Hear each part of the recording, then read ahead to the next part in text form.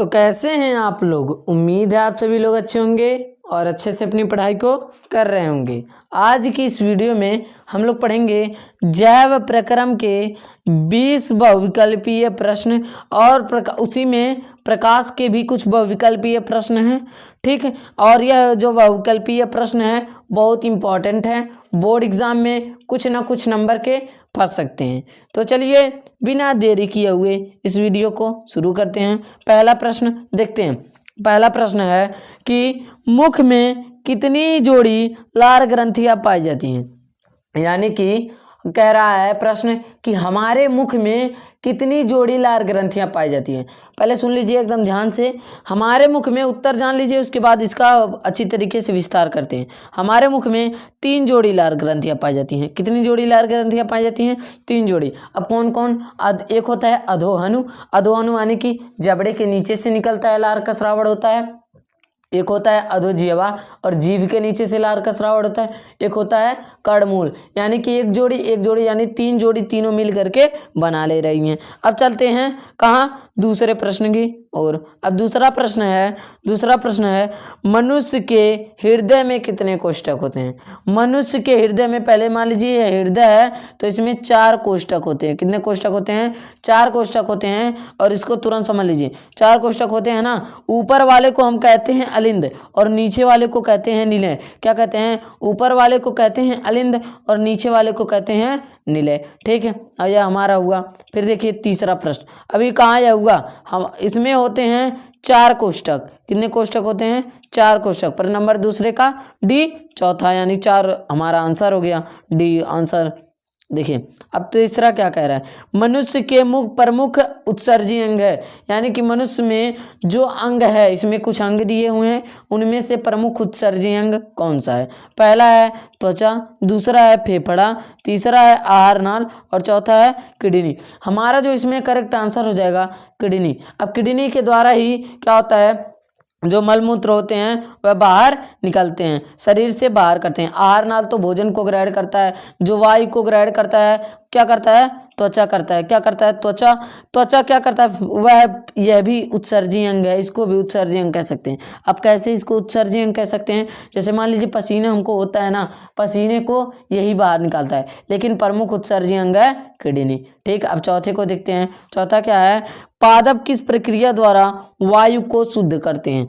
पादप किस प्रक्रिया द्वारा वायु को शुद्ध करते हैं? ऑप्शन नंबर ए श्वसन, बी प्रकाश संश्लेषण, सी वाष्पोत्सर्जन और डी प्रोटीन संश्लेषण। हमारा इसमें करेक्ट आंसर हो जाएगा प्रकाश संश्लेषण। ठीक, अब देखते हैं पांचवें प्रश्न को। पांचवा प्रश्न क्या है? मनुष्य में दूध के दांतों की संख्या होती है। मनुष्य में जो है ना, दूध के दांतों की संख्या होती है 20। अब कैसे? अब देखिए हमारे पास होते हैं कितने? 32 दांत होते हैं। उसमें से जो 12 दांत होते हैं वह अस्थाई होते हैं और जो 20 दांत होते हैं वह होते हैं अस्थाई। यानी कि जो जीवन काल में 2 बार निकालते हैं उन्हीं को हम क्या कहते हैं? दूध का दांत कहते हैं। यानी कि जो 20 दांत हो गए वह जीवन काल में 2 बार निकलते हैं। यह हो गया हमारा। अब देखते हैं छठवें प्रश्न को। छठा प्रश्न कह रहा है जठर रस स्रावित होता है अग्नाशय से, पित्ताशय से, अमाशय से या कृत से। यानी कि हमारा जो इसमें करेक्ट आंसर हो जाएगा अमाशय से। ऑप्शन नंबर सी हमारा इसमें करेक्ट आंसर हो जाएगा, क्योंकि मान लीजिए अमाशय है, मान लीजिए अमाशय है, अमाशय की दीवार, यह दीवार जो यह पाई जा रही है यह दीवार है। इस दीवारों पर लाखों की जठर ग्रंथियां पाई जाती हैं। उन जठर ग्रंथियों से जठर रस का स्राव होता है। किसका स्राव होता है? जठर रस का स्राव होता है। ठीक, अब चलते हैं 7वें प्रश्न की ओर। 7वां प्रश्न है हरित लवक के स्ट्रोमा में कौन सी क्रिया होती है। हरित लवक के स्ट्रोमा में कौन सी क्रिया होती है? ऑप्शन नंबर ए प्रकाशिक अपक्रिया, ऑप्शन नंबर बी अप्रकाशिक अपक्रिया 1 तथा 2, यानी कि पहला और दूसरा दोनों, और इनमें से कोई नहीं, यानी कि इनमें से कोई नहीं। इसमें से हमारा करेक्ट आंसर हो जाएगा अप्रकाशिक अपक्रिया। अब जान लीजिए प्रकाशिक अपक्रिया कहाँ होती है। जो प्रकाशिक अपक्रिया कहाँ होती है? हरित लवक के स्ट्रोमा में क्या हो रहा है? अप्रकाशिक अपक्रिया होता है। लेकिन प्रकाशिक अपक्रिया कहाँ होता है? प्रकाशिक अपक्रिया जो है ना वह हरित लवक के ग्रेनम में होता है। कहाँ होता है प्रकाशिक अपक्रिया? हरित लवक के ग्रेनम में होता है। अब प्रश्न नंबर 8वें को देखते हैं। प्रश्न नंबर 8वां क्या है? देखिए अठवा क्या है, अठवा है स्वपोषी पोषण के लिए आवश्यक है। क्या चीज, पहले इसको सही करते हैं उसके बाद आगे करते हैं। देखिए क्या है, स्वपोषी पोषण के लिए आवश्यक है। ए कार्बन डाइऑक्साइड, क्या है, ए कार्बन डाइऑक्साइड।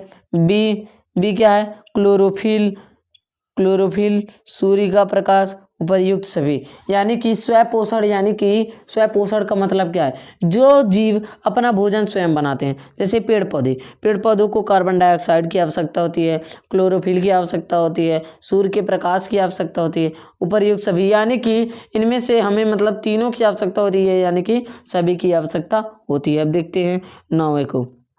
नौवा क्या है, नौवा है मनुष्य में किडनी एक तंत्र का भाग है जो संबंधित है किसके लिए, पोषण के लिए, श्वसन के लिए, उत्सर्जन के लिए, परिवहन के लिए।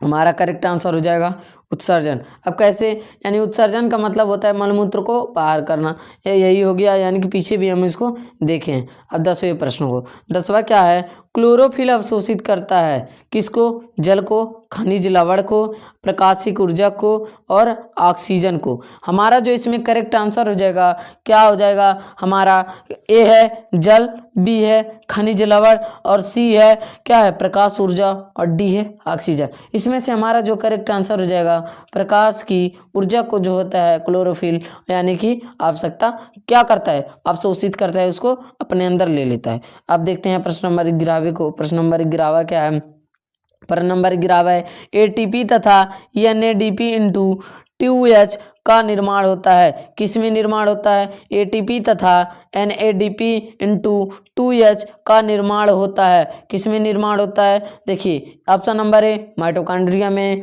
क्लोरोप्लास्ट में, पर ऑक्सीसोम में, लाइसोसोम में। हमारा जो करेक्ट आंसर हो जाएगा माइटोकॉन्ड्रिया में। यानी कि जो माइटोकॉन्ड्रिया होता है यही एटीपी तथा एनएडीपी इंटू 2H का निर्माण करता है। अब देखते हैं क्या 12वें प्रश्न को, मूत्र निर्माण करता है। अब कौन से अंग में निर्माण होता है, फिर वही क्वेश्चन आया।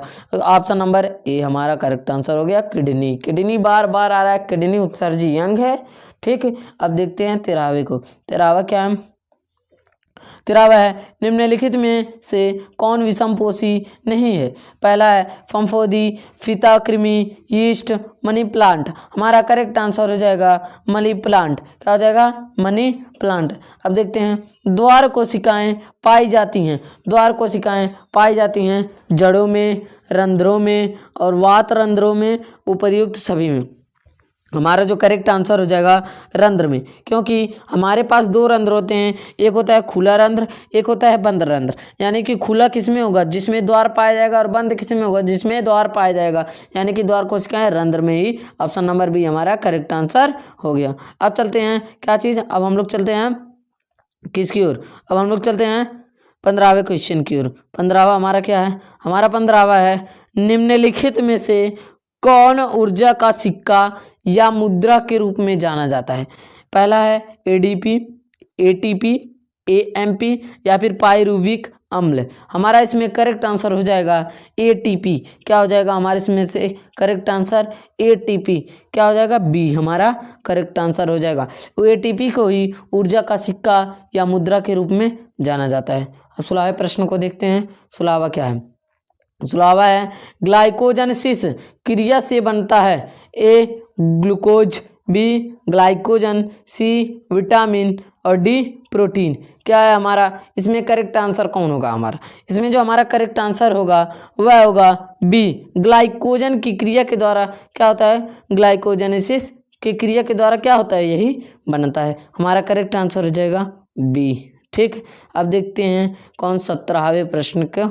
देखिए 17वां क्या है, फेफड़े के शुद्ध रक्त आता है। यानी फेफड़े से, फेफड़ा जो होता है वह शुद्ध रक्त को किस, मतलब फेफड़ा क्या होता है जो शुद्ध रक्त को किस में भेजता है, अब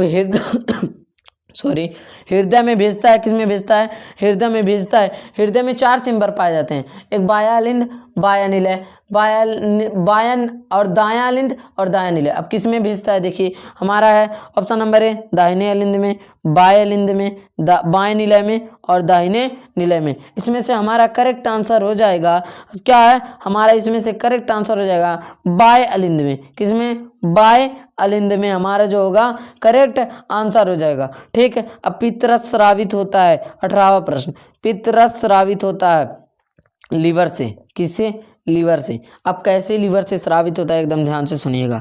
लीवर जो होता है वह पित्तरस को स्रावित करता है और जो वसा को होते हैं उनको छोटे छोटे भागों में तोड़ देता है। क्या कर देता है, उनको छोटे छोटे भागों में तोड़ देता है। अब कैसे तोड़ता है, मान लीजिए जो लीवर होते हैं वह क्या होते हैं, उनसे पित्तरस का स्रावण होता है। और वसा क्या होते हैं, चर्बी। आप सभी लोग जानते हैं चर्बी, जो मतलब वसा यानी तैली युक्त पदार्थ को खाने से होता है। अगर मान लीजिए हम 2-3 दिन भोजन ना करें तब भी हम जीवित रह सकते हैं। क्यों जीवित रह सकते हैं, क्योंकि जो पित्तरस है वह हमारी चर्बी को पचा के हमें ऊर्जा प्रदान करेगा। अब पता चल गया होगा किससे स्रावित होता है, लीवर से स्रावित होता है। अब चलते हैं प्रश्न नंबर 19 की ओर। अभी हमारा बायोलॉजी का ही सिर्फ चल रहा है, अभी हम प्रकाश की ओर भी चल रहे हैं। निम्नलिखित में कौन सा त्वचा का कार्य नहीं है, ए संवेदना, बी सुरक्षा, सी लैंगिक लक्षण और डी उत्सर्जन। अब देखिए त्वचा जो होता है, संवेदना का मतलब अगर कोई टच कर रहा है पता चल जा रहा है हमको।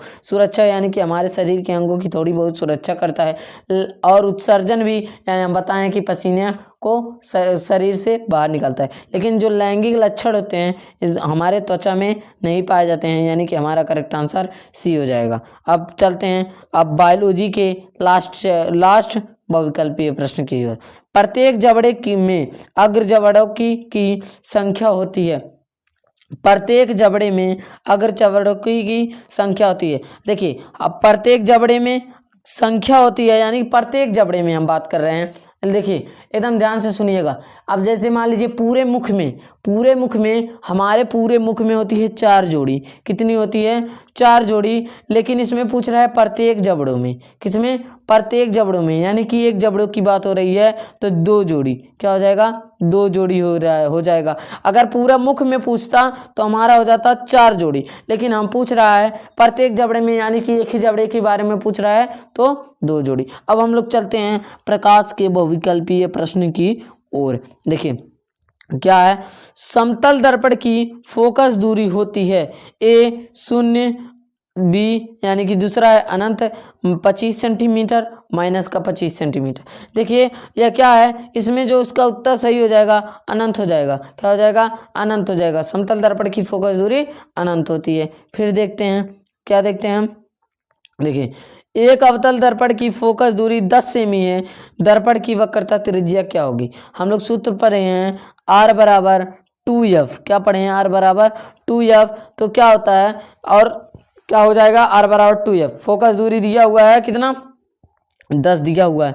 तब क्या करेंगे, इसी को क्या कर देंगे, जब यह है अब क्या करेंगे, जब हमको वक्रता त्रिज्या ज्ञात करनी है, एफ के जगह पे 10 रखेंगे तो 10 दूना 20 हमारा उत्तर हो जाएगा। यानी कि ऑप्शन नंबर दूसरा हमारा क्या हो जाएगा, उत्तर हो जाएगा। अब देखते हैं तीसरा प्रश्न। तीसरा प्रश्न क्या कह रहा है, तीसरा प्रश्न है अवतल दर्पण की वक्रता त्रिज्या 12 सेमी है, इसकी फोकस दूरी क्या होगी। अब देखिए 12 सेंटीमीटर, 6 सेंटीमीटर, माइनस का 24 सेंटीमीटर और माइनस का 6 सेंटीमीटर। अब देखिए इसमें क्या हुआ है, दुगुना समझ लीजिए हुआ है ना, तो इसमें हो जाएगा आधा, इसका हो जाएगा 12 का 6, यानी कि हमारा ऑप्शन नंबर दूसरा। देखिए अब चलते हैं तीसरे की ओर। तीसरा क्या है, तीसरा है क्या है, तीसरा है एक अवतल दर्पण की वक्रता त्रिज्या 12 सेंटीमीटर है, इसकी फोकस दूरी क्या होगी। यानी कि एक अवतल दर्पण की वक्रता त्रिज्या 12 सेंटीमीटर है और इसकी फोकस दूरी क्या होगी। फिर से वही बात हुई कि यार वही वाला क्वेश्चन फिर हम पढ़ रहे हैं। चौथे की ओर चलना है हमको। चौथा देख लेते हैं, चौथा देख लेते हैं। चौथा क्या है हमारा, है अवतल लेंस द्वारा किसी वस्तु का बना प्रतिबिंब होता है। यानी कि अवतल लेंस द्वारा किसी वस्तु का बना प्रतिबिंब होता है। ऑप्शन नंबर ए आभासी उल्टा व छोटा, ऑप्शन नंबर सी आभासी सीधा व बड़ा, ऑप्शन नंबर डी आभासी सीधा व छोटा, आभासी उल्टा व बड़ा।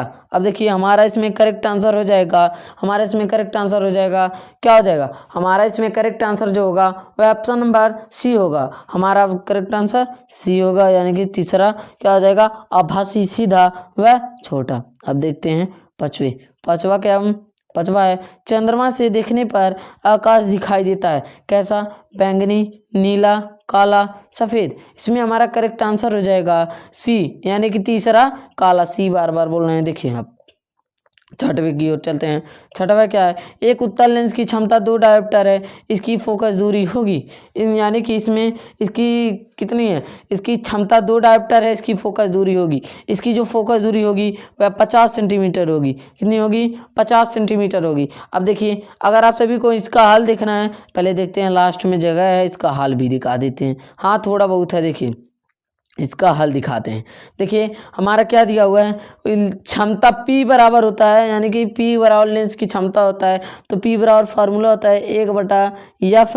अब जो F होगा वह मीटर में होगा, किस में होगा, मीटर में होगा। तो हमारा हो जाएगा P यानी कि 2 बराबर 1/F, और जो होगा मीटर में, यानी कि फोकस दूरी की हमको याद करना है। तब क्रॉस का जब गुणा करेंगे तो हो जाएगा, क्या हो जाएगा हमारा, यह जो हो जाएगा F यहाँ पर आ जाएगा, यानी कि 2F बराबर 1, फिर F बराबर हो जाएगा 1/2। जब 2 से F में भाग करेंगे तो हमारा आएगा 0.5। अब जब इसमें से यानी कि 0 मीटर में है, तब 1 मीटर में कितना सेंटीमीटर होता है, 100 गुणे कर दीजिए 100। अब क्या करेंगे, जब इसका गुणा करेंगे आएगा हमारा 50। ठीक, अब देखिए हमारा यही था ना, क्या था हमारा, यही था कि 50 सेमी वाले उत्तल लेंस की क्षमता होगी। अब फिर वही आ गया 2 डायोप्टर, यानी कि ऊपर वाला वही उत्तर हमारा जो प्रश्न में है वह उत्तर हो गया।